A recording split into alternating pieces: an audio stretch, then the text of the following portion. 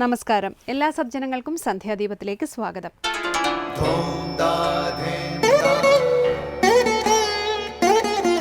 ശുഭം ഭവതു കല്യാണമായുസാരോഗ്യവർദ്ധനം സർവദുഃഖ വിനാശായ സന്ധ്യാദീപം നമോസ്തുതേ. നാമം ജപായനം പുണ്യം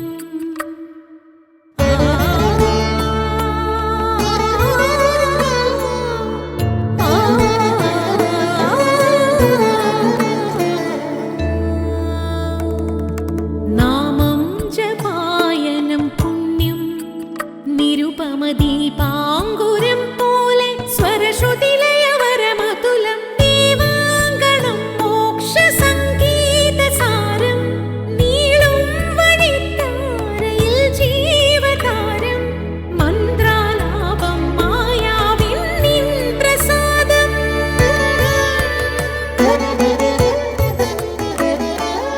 ഇരുൾ നീങ്ങിയുണരുന്ന തെളിനാളദീപം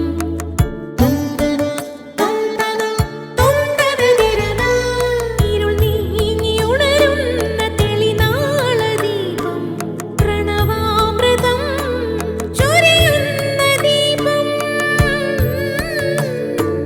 ദീപം ദീപം ദീപം ദീപം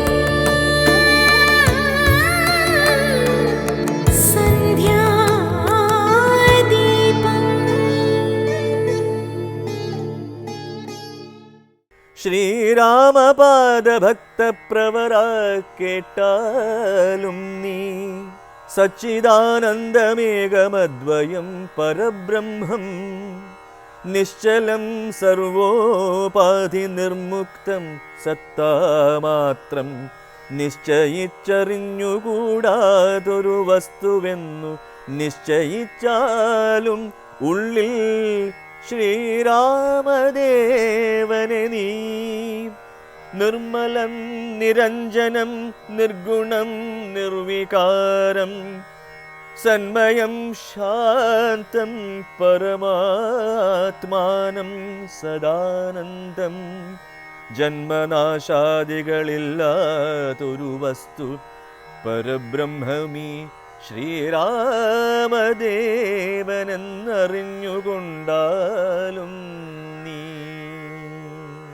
രാമായണത്തിന്റെ സനാതനമായ ധർമ്മ സന്ദേശം എല്ലാ കാലവും എല്ലായിടത്തും പ്രസക്തമാണ്. ഈ സത്യം എല്ലാവരും, പ്രത്യേകിച്ച് യുവസമൂഹം വേണ്ട രീതിയിൽ മനസ്സിലാക്കണം. ഏതു പരീക്ഷണത്തിലും പരാജയപ്പെടാതെയും പ്രലോഭനങ്ങളിൽ പതറാതെയും പ്രതിസന്ധികളെ കണ്ട് പകച്ചു പോകാതെയും സ്വധർമ്മം ആചരിച്ച് ധർമ്മവിഗ്രഹമായ ശ്രീരാമനിൽ യുവസമൂഹം ഹൃദയത്തിൽ ആവാഹിക്കട്ടെ. വിധിയുടെയും ദുരിതങ്ങളുടെയും മധ്യത്തിലും ധീരതയുടെയും വിശുദ്ധിയുടെയും മൂർത്തിഭാവമായി നിലകൊണ്ട സീതയെ അവർ മനസ്സിലാക്കട്ടെ. ത്യാഗത്തിൻ്റെയും സ്നേഹസമർപ്പണങ്ങളുടെയും ഭരതലക്ഷ്മണ ശത്രുഘ്ന ഭാവങ്ങളെ യുവസമൂഹം ഉൾക്കൊള്ളട്ടെ. കരുത്തിൻ്റെയും അറിവിൻ്റെയും ഭക്തിയുടെയും വിനയത്തിൻ്റെയും സകല സിദ്ധികളുടെയും പ്രതിരൂപമായ ഹനുമാനെ യുവതലമുറ അടുത്തറിയട്ടെ. അധികാരവും ശക്തിയും അറിവുമെല്ലാം ഒത്തുചേർന്നിട്ടും കാമവശകനാകയാൽ കുടുംബവും കുലവും രാവണനിൽ നിന്ന് അകന്ന തത്വം യുവസമൂഹം മനസ്സിലാക്കണം. ധർമ്മവിരുദ്ധമായ കാമം എങ്ങനെ ദുഃഖപ്രദമാകുന്നു എന്നത് രാവണനിൽ നിന്നും ശൂർപ്പണഖയിൽ നിന്നും അവർ മനസ്സിലാക്കണം. ആവശ്യപ്പെടുന്നത് എന്തെന്നറിയാതെ ആർക്കും വാക്കു കൊടുക്കരുതെന്നും ദശരഥനിൽ നിന്നും യുവസമൂഹം പഠിക്കട്ടെ. തുടർന്ന് ശ്രീ കാവാലം ശ്രീകുമാർ ശിവാനന്ദ ലഹരി ആലപിക്കുന്നത് കേൾക്കാം.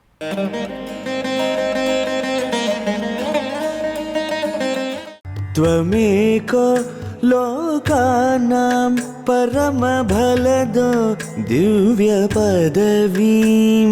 വഹന്തസ്ത്വന്മൂലാം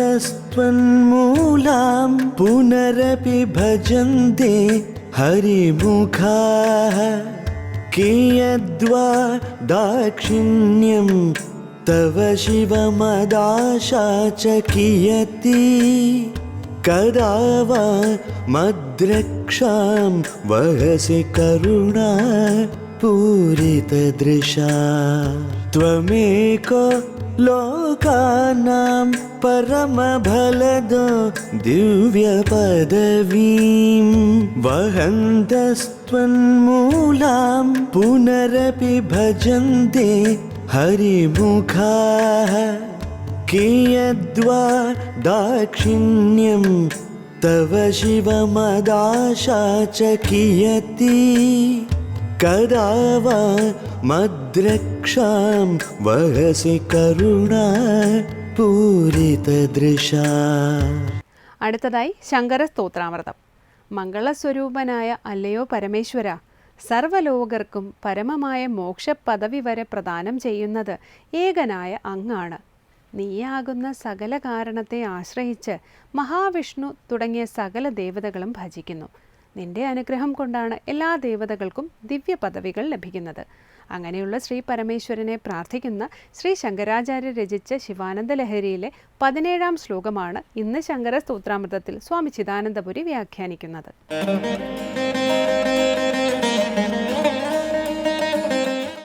ശിവാനന്ദ ലഹരിയിൽ 17 ശ്ലോകങ്ങൾ നമ്മൾ പൂർത്തിയാക്കി. 18-ാമത്തെ ശ്ലോകമാണ് കഴിഞ്ഞ പ്രാവശ്യം ആരംഭിച്ചത്. ശിവാനന്ദ ലഹരിയിലൂടെ നമ്മൾ സഞ്ചരിക്കുമ്പോൾ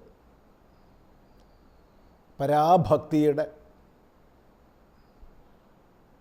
ആ പരാഭക്തിയിലേക്ക് ഉയരാനുള്ള സാധനാക്രമങ്ങളുടെ അതിലൂടെയുള്ള കേവലമായ ആത്മനിഷ്ഠയുടെ എല്ലാ തലങ്ങളെയും ഹൃദയസ്പൃക്കായി നമ്മുടെ മുമ്പിൽ അവതരിപ്പിക്കുക ചെയ്യുന്നത് ഇവിടെ. നമുക്ക് 18-ാം ശ്ലോകം ശ്രദ്ധിക്കാം. ത്വമേകോ ലോകാനാം പരമഫലദോ ദിവ്യപദവീം വഹന്തസ്ത്വന്മൂലം പുനരപി ഭജന്തേ ഹരിമുഖാഃ കിയദ്വാ ദാക്ഷിണ്യം തവ ശിവമദാശാ ച കിയതി കദാ വാ മദ്രക്ഷാം വഹസി കരുണാപൂരിതദൃശാ. ഹേ ശിവ, സംബോധനയാണ്. അല്ലയോ ശിവ, മംഗളസ്വരൂപിൻ അഥവാ സർവ്വലോകങ്ങൾക്കും മംഗളം പ്രദാനം ചെയ്യുന്നവനെ, സർവ ദ്വൈതങ്ങൾക്കും ഉപരി സ്വരൂപനിഷ്ഠയിൽ കഴിയുന്നവനെ. ഇങ്ങനെ അനേക അർത്ഥങ്ങൾ ശിവസംബോധനയ്ക്ക് നമുക്ക് മനസ്സിലാക്കാം. ഹേ ചൈതന്യ സ്വരൂപിൻ, ത്വം ഏകഃ ലോകാനാം പരമഫലദഃ. ലോകങ്ങൾക്ക് മുഴുവൻ, ലോകങ്ങൾക്ക് മുഴുവൻ എന്ന് പറഞ്ഞാൽ ലോകങ്ങളിലുള്ളവർക്ക് മുഴുവൻ, രണ്ടർത്ഥവും നമുക്കെടുക്കാം. ലോകങ്ങൾക്ക് മുഴുവൻ തന്നെ അഥവാ ലോകങ്ങളിലുള്ള എല്ലാവർക്കും തന്നെ പരമമായ പദവിയെ പ്രദാനം ചെയ്യുന്നത് നീ ഏകനാണ്. പരമഫലദഃ, പരമമായ മുക്തിയെ, സർവദ്വൈതങ്ങൾക്കും ഉപരിയുള്ള ആത്മനിഷ്ഠയെ ഓരോ വ്യക്തിയുടെ തലത്തിലും അവനവൻ്റെ വീക്ഷണത്തിനനുസരിച്ച് പരമം എന്നുള്ളതിൽ മാറ്റം വരാം. ആ നിലയ്ക്ക് ചിന്തിച്ചാൽ ഓരോരുത്തരും ഇച്ഛിക്കുന്ന പുരുഷാർത്ഥം എന്താണോ, അവനവൻ ജീവിതത്തിൽ പ്രാപിക്കാൻ അങ്ങേയറ്റം ആഗ്രഹിക്കുന്നത് എന്തിനെയാണോ, അതിനെ നമുക്ക് പരമെന്ന് കാണാം. അത് ഭോഗമായാലും മോക്ഷമായാലും. അപ്പം പരമമായ മോക്ഷ പദവി വരെ അഥവാ ദേവതാഭാവപ്രാപ്തി വരെ, സർവപ്രപഞ്ചത്തിനും ആധിപത്യം എന്നുള്ള പദവി വരെ, ഇങ്ങനെ അനേക തലങ്ങളിൽ നമുക്ക് നോക്കിക്കാണാം. ഈ പരമമായ ഫലങ്ങളെ മുഴുവൻ പ്രദാനം ചെയ്യുന്നത് നീ ഏകനാണ്. നീ തന്നെ പരമേശ്വരൻ, ഏകനായ അദ്വിതീയനായ സർവേശ്വരൻ. അതിനാദ്യം പ്രഖ്യാപിക്കുന്നത് ത്വം ഏകഃ ലോകാനാം പരമഫലദഃ. പരമം ഫലം ദദാതീതി, പരമമായ ഫലത്തെ ദാനം ചെയ്യുന്നവൻ, പ്രദാനം ചെയ്യുന്നവൻ. എന്താണ് ആ പരമഫലം? അതുകൊണ്ട് അന്വയിച്ച് പറയാം, ദിവ്യപദവീം. ദിവ്യ പദവിയാകുന്ന പരമഫലത്തെ. സർവത്തെയും ദ്യോതിപ്പിക്കുന്ന പ്രകാശിപ്പിക്കുന്ന ഭാവമാണ് ദിവ്യം. അപ്പം സകലത്തെയും പ്രകാശിപ്പിക്കുന്ന പരമതത്വജ്ഞാനമാകുന്ന തലത്തിലേക്ക്, അഥവാ സർവദേവതാമയമായ പദവിയിലേക്ക്, അതാണ് ദിവ്യ പദവിയും പരമഫലതാം, നീയാണ് ഉയർത്തുന്നത്. പരാഭക്തന്മാരെ തത്വവിജ്ഞാനത്തിൻ്റെ പരാകാഷ്ഠയിൽ ഏകമായ അദ്വയമായ സർവപ്രപഞ്ചത്തെയും പ്രകാശിപ്പിക്കുന്ന പരമാത്മ പദവിയിൽ നീ ഉയർത്തുന്നു. നീ ഏകനാണത്. ത്വന്മൂലാം വഹന്തഃ ഹരിമുഖാഃ പുനഃ ഭജന്തേ.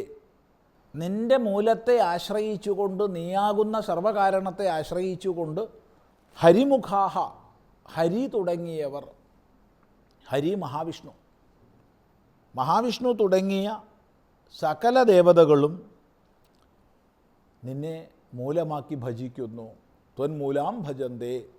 നീയാകുന്ന അടിസ്ഥാന കാരണത്തെ, സർവപ്രപഞ്ച കാരണത്തെ ആധാരമാക്കി മഹാവിഷ്ണു തുടങ്ങിയവരെല്ലാം ഭജിക്കുന്നു. ഇനി വേറെ രീതിയിൽ ഇതിനെ അന്വയിക്കാം. ത്വം ഏകഃ ലോകാനാം പരമഫലദഃ, അതൊരു വാക്യം. ദിവ്യ പദവിയും എന്നുള്ളത് അതിനോട് അന്വയിക്കാതെ ഹരിമുഖാഃ ത്വന്മൂലാം ദിവ്യ പദവിയും വഹന്തഃ, അങ്ങനെ അന്വയിക്കാം. അങ്ങനെ വരുമ്പോൾ മഹാവിഷ്ണു തുടങ്ങിയവർ നീ മൂലമായി ലഭിച്ചിട്ടുള്ള ദിവ്യ പദവിയെ വഹിക്കുന്നവരായിരിക്കുന്നു.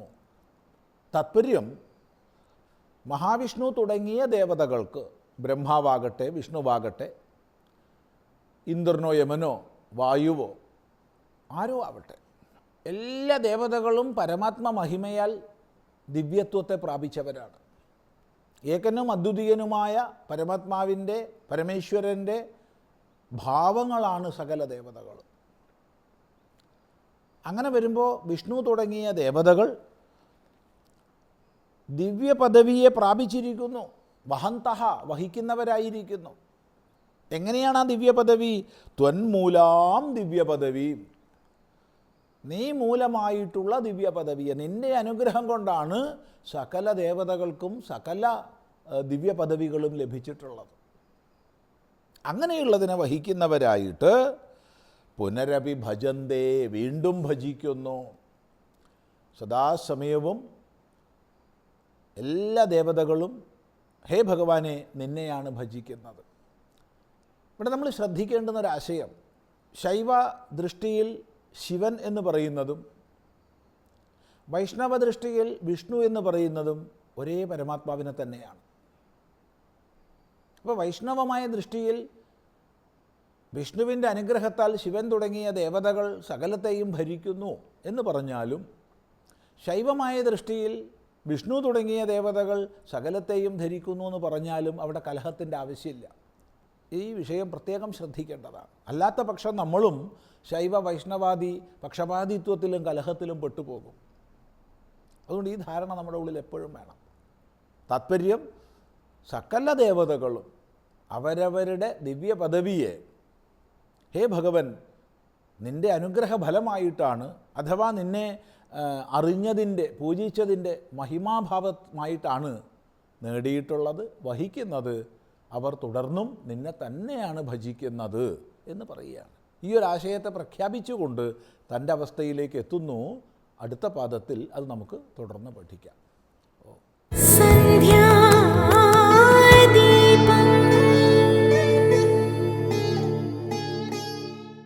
അടുത്തതായി സനാതനധർമ്മമാണ്.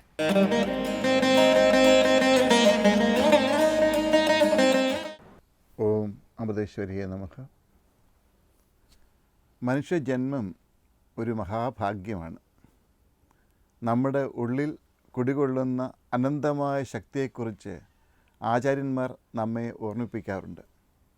നിത്യജീവിതത്തിലെ സംഭവങ്ങൾ ഓരോന്നും നമ്മെ തളർത്തുമ്പോൾ അവിടെയൊന്നും തളരാതെ ഉണർന്നെഴുന്നേൽക്കാൻ നമ്മെ തുണയ്ക്കുന്നത് മഹാത്മാക്കളുടെ ഗീതോപദേശങ്ങളാണ്. ഈ ലോകത്തിൽ അനേകം വർഷം പലരും ജീവിച്ചിട്ടുണ്ട്, നമ്മളും ജീവിക്കുന്നുണ്ട്. അമ്മ ചോദിക്കുന്നു, നിങ്ങളുടെ ജീവിതം കൊണ്ട് ലോകത്തിന് എന്ത് ഗുണമുണ്ടായി? അതിൻ്റെ ഉത്തരത്തിനായി ഈശ്വരൻ കാത്തിരിക്കുന്നു. എന്ത് നേടി എന്നല്ല ഈശ്വരൻ ചോദിക്കുക, നിങ്ങൾ ഈ ലോകത്തിന് വേണ്ടി എന്തു ചെയ്തു? ക്ലോയി എന്നു പേരുള്ള 10 വയസ്സുള്ള ഒരു അമേരിക്കക്കാരി പെൺകുട്ടി ഇന്ത്യയിലെ കുറേ കുട്ടികളുടെ ഹൃദയ ശസ്ത്രക്രിയയ്ക്ക് വേണ്ട തുക സംഭരിച്ചു. അത് ആ കുട്ടി അവർക്ക് അയച്ചു കൊടുത്തു. അങ്ങനെ അവൾക്ക് കുറേ കുട്ടികളുടെ ജീവൻ രക്ഷിക്കാൻ സാധിച്ചു. ഓപ്പറേഷന് വിധേയരായ കുട്ടികൾ അവളുമായി ഫോണിൽ സംസാരിച്ചു. അവർ നന്ദി സൂചകമായി അവൾക്ക് ഗ്രീറ്റിംഗ്സ് കാർഡ് അയച്ചു. അത് വായിച്ച് അവൾ ആനന്ദ കണ്ണീരൊഴുക്കി. അമ്മയുടെ ടൂർ സമയത്ത് ഞാൻ ആ കുട്ടിയോട് ചോദിച്ചു, മോൾ എങ്ങനെയാണ് ഇത്രയും പണം സംഭരിച്ചത്? അപ്പോൾ ആ കുട്ടി പറഞ്ഞു, ഞാൻ എൻ്റെ സന്തോഷം വേണ്ടെന്ന് വെച്ചു. ഇന്ത്യയിലേക്ക് വരാൻ സൂക്ഷിച്ചു വച്ചിരുന്ന പണമുണ്ടായിരുന്നു. സ്കൂളിൽ നിന്ന് ടൂറിന് പോകണ്ട എന്ന് തീരുമാനിച്ചു. പലപ്പോഴും വീട്ടിൽ നിന്ന് തരുന്ന പോക്കറ്റ് മണി സൂക്ഷിച്ചു വെച്ചു. മറ്റു വീടുകളിൽ ചെന്ന് പഴയ കളിപ്പാട്ടങ്ങൾ ശേഖരിച്ച് അത് ഒരു പ്രത്യേക കവറിലാക്കി കൊണ്ടുപോയി വിറ്റു. ചെടിച്ചട്ടിയിൽ പൂ വളർത്തി പൂക്കൾ സ്കൂളിൽ കൊണ്ടുപോയി മറ്റു കുട്ടികളോടൊപ്പം വഴിയരികിൽ നിന്ന് വിൽക്കാൻ ശ്രമിച്ചു. 10 വയസ്സുകാരി പറഞ്ഞ കാര്യങ്ങൾ മുതിർന്നവരെ പോലും ലജ്ജിപ്പിക്കുന്ന തരത്തിലുള്ളതായിരുന്നു. പണക്കാരിയല്ല, സാധാരണക്കാരി കുട്ടി. അമ്മ പറയുന്നത്, നമുക്ക് ശക്തി തരുന്നത് നമ്മുടെ മനോഭാവമാണ്. മനോഭാവം നന്നായാൽ ഈശ്വരൻ്റെ അനുഗ്രഹ വർഷം തന്നെ നമ്മുടെ ജീവിതത്തിൽ ഉണ്ടാകും. നാം ഓരോരുത്തരും ഒരു പ്രപഞ്ചം തന്നെയാണ്. സകല വസ്തുക്കളും സൂക്ഷ്മഭാവത്തിൽ നമ്മുടെ ഉള്ളിൽ തന്നെ ഉണ്ട്. ബാഹ്യപ്രപഞ്ചവും നമ്മുടെ ഉള്ളിലുള്ള പ്രപഞ്ചവും തമ്മിൽ ശക്തിയുടെ കാര്യത്തിൽ വ്യത്യാസമൊന്നും ഉണ്ടാവില്ല. ഈ പ്രപഞ്ചത്തെ മുഴുവൻ ഈശ്വരൻ ഒരു ക്യാപ്സൂൾ രൂപത്തിലാക്കി വച്ചിരിക്കുന്നതാണ് മനുഷ്യൻ. പ്രപഞ്ചത്തിൽ മനുഷ്യനെ സൃഷ്ടിച്ചു കഴിഞ്ഞപ്പോൾ അവൻ്റെ അമാനുഷ കഴിവുകളൊക്കെ ഈശ്വരൻ മറച്ചു വെച്ചു. ഗർഭപാത്രത്തിൽ കിടക്കുന്ന ശിശുവിന് ജന്മാന്തരങ്ങളിലെ കാര്യങ്ങൾ മുഴുവനും ഓർമ്മയിൽ വരും. എന്തുകൊണ്ട് വീണ്ടും ഭൂമിയിലേക്ക് വരേണ്ടി വന്നു എന്ന സത്യവും ഓർക്കും. കഴിഞ്ഞുപോയ ജന്മങ്ങളിൽ ചെയ്തു പോയ കർമ്മങ്ങളൊക്കെ അവസാനിപ്പിക്കാൻ വേണ്ടി എടുത്തതാണ് ഈ ശരീരം. വീണ്ടും പുതിയ കർമ്മങ്ങൾ ഉണ്ടാക്കി നരകയാതന അനുഭവിക്കാനായി ഒരിക്കലും ഇടയാവരുതേ എന്ന് ഈശ്വരനോട് പ്രാർത്ഥിക്കുന്നു. അങ്ങനെ കൂപ്പുകൈകളോടുകൂടി അമ്മയുടെ ഉദരത്തിൽ നിന്ന് കുഞ്ഞ് പുറത്തു വരുന്നു. ആ നിമിഷം ആദ്യത്തെ ശ്വാസത്തിൽ തന്നെ സകലതും മറന്നുപോകുന്നു. അനേകം തവണ കണ്ട ഈ ലോകത്തെ അത്ഭുതത്തോടു കൂടി നോക്കുന്നു. അതുവരെ അറിഞ്ഞിരുന്ന സകലതും ഓർമ്മയിൽ നിന്ന് മാഞ്ഞു പോകുന്നു. ഈശ്വരനെക്കുറിച്ച്, ഈ പ്രപഞ്ചത്തെക്കുറിച്ച്, നമ്മുടെ ജീവിതത്തെക്കുറിച്ച് യാതൊന്നും അറിയാതെ വീണ്ടും ആദ്യം മുതൽ തുടങ്ങുകയും ചെയ്യുന്നു. നമുക്ക് ഓർമ്മിക്കാൻ സാധിക്കുന്നില്ല എങ്കിലും ഈശ്വരശക്തി നമ്മിൽ പൂർണ്ണമായി കുടികൊള്ളുന്നു. ദുഃഖങ്ങൾ ഉണ്ടാകുമ്പോൾ ഈശ്വരൻ എത്ര ക്രൂരനാണ് എന്ന് മനുഷ്യർ ചിന്തിക്കുന്നു. ഒരു ഭിക്ഷക്കാരൻ പരാതി പറഞ്ഞു അത്ര ഈശ്വരനോട്.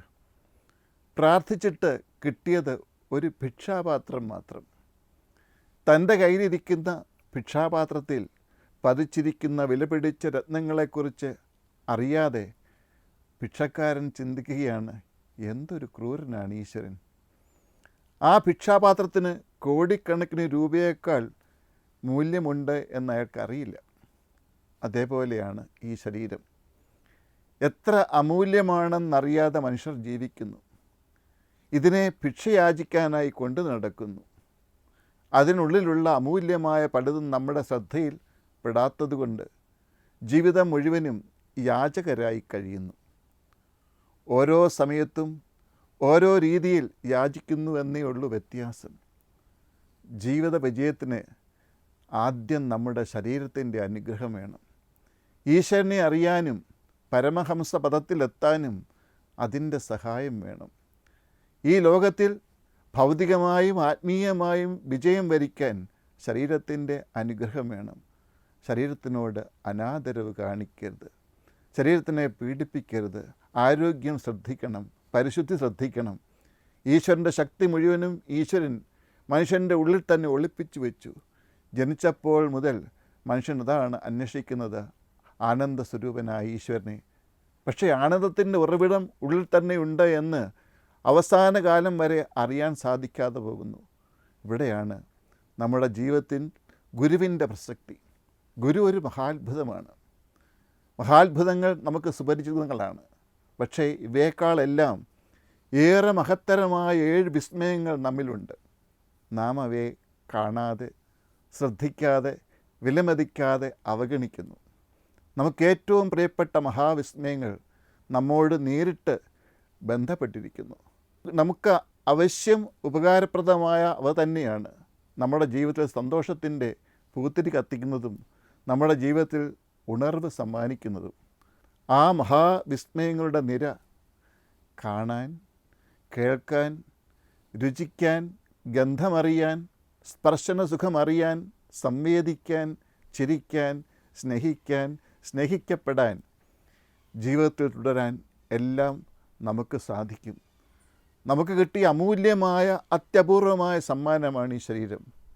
ഇതിനെ ആദരപൂർവ്വം കാണുക, ഈ മഹാസൗഭാഗ്യത്തെ നമിക്കുക. സൽക്കർമ്മങ്ങൾ ചെയ്ത് ജന്മസാഫല്യം നേടാൻ അമ്മയുടെ അനുഗ്രഹം കിട്ടുവാനായി നമുക്ക് പ്രാർത്ഥിക്കാം. ഓം നമഃ ശിവായ.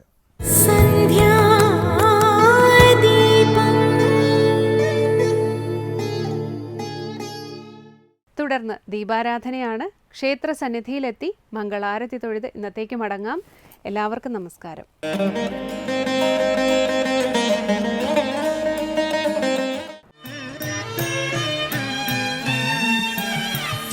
സപ്തർഷിമാർക്കും വൈവസ്വതനും തത്വങ്ങൾ ഉപദേശിച്ചു, വിശ്വതത്വങ്ങൾ ഉപദേശിച്ചു. സപ്തർഷിമാർക്കും വൈവസ്വതനും തത്വങ്ങൾ ഉപദേശിച്ചു, വിശ്വതത്വങ്ങൾ ഉപദേശിച്ചു. ജഗദാശ്രയൻ ഹയഗ്രീവനെ ഹനിച്ചു, നിഗമങ്ങൾ സമുദ്ധരിച്ചു. ജഗദാശ്രയൻ ഹയഗ്രീവനെ ഹനിച്ചു, നിഗമങ്ങൾ സമുദ്ധരിച്ചു. നിഗമങ്ങൾ സമുദ്ധരിച്ചു. വേദാവിൽ നിന്നും പണ്ട് ഹയഗ്രീവനെന്ന ദൈത്യൻ വേദങ്ങൾ അപഹരിച്ചു. ചതുർവേദങ്ങൾ അപഹരിച്ചു. വേദാവിൽ നിന്നും പണ്ട് ഹയഗ്രീവനെന്ന ദൈത്യൻ വേദങ്ങൾ അപഹരിച്ചു. ചതുർവേദങ്ങൾ അപഹരിച്ചു. അനന്തമാം സാഗര ഗഹ്വരത്തിൽ പോയി അനന്തരം അവനൊളിച്ചു. അനന്തമാം സാഗര ഗഹ്വരത്തിൽ പോയി അനന്തരം അവനൊളിച്ചു. അനന്തരം അവനൊളിച്ചു.